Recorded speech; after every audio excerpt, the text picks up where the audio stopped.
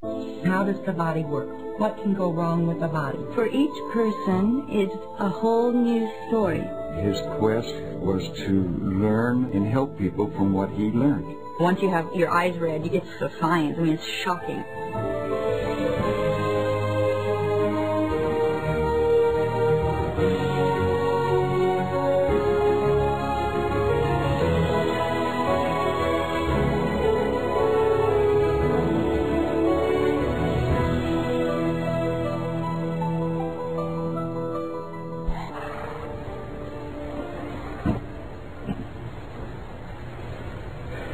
The vet can determine a lot about a horse by looking at its mouth, its age, health, whether it's eating or drinking enough. But did you know that you have a diagnostic tool that you carry around with you every day? It's your eyes, or more specifically, the iris. Welcome to the world of iridology. The eye is one of the most intricately structured organs in the human body. But the detailed mechanisms that make up the eye have a very straightforward purpose: collecting sensory information that your brain then processes as sight. The individual components of the eye work in a manner very similar to a camera. Iridologists believe that the eyes provide a sort of genetic blueprint for determining a person's inherent strengths or weaknesses. 80% of what we see when we look at an eye, when we're doing an iris analysis, 80% tells us about your genetics. What did you come into the world with? Where are your inherited weaknesses? Where are your inherited strengths? Indications of iris examination as a field of study continue to show up throughout history's timeline. We've seen information about iris study on old runes back in the 1600s. Runes are characters that make up an alphabet utilized by ancient Germanic tribes. Evidence of their past use has been found throughout Northern Europe, Scandinavia, the British Isles and Iceland.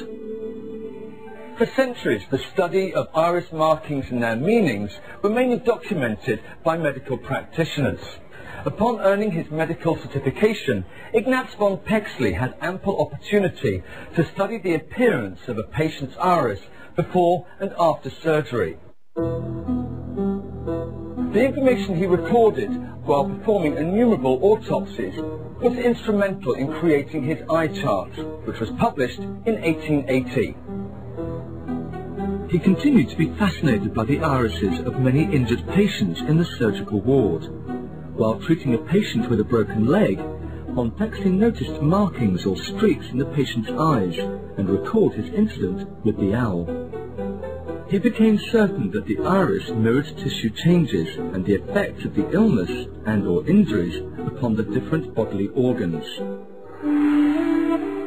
Dr. Jensen began to travel extensively in search of more knowledge and information. His search took him all over the United States and to 65 countries around the world. He observed the lifestyles and eating habits of various people, and each place he visited provided different health secrets. You know, I think maybe as he opened one door, another door would open for him. So maybe somebody that he had seen in New Zealand told him about somebody in Russia, and somebody in Russia told him about the Hansa, or wherever it is, and that's where he would go. He was very interested in longevity and what would help people live long, healthy lives. And so he had researchers all around the world going and bringing stories from people like from Russia. We had letters come in with birth certificates from people that were 140, 150 years old.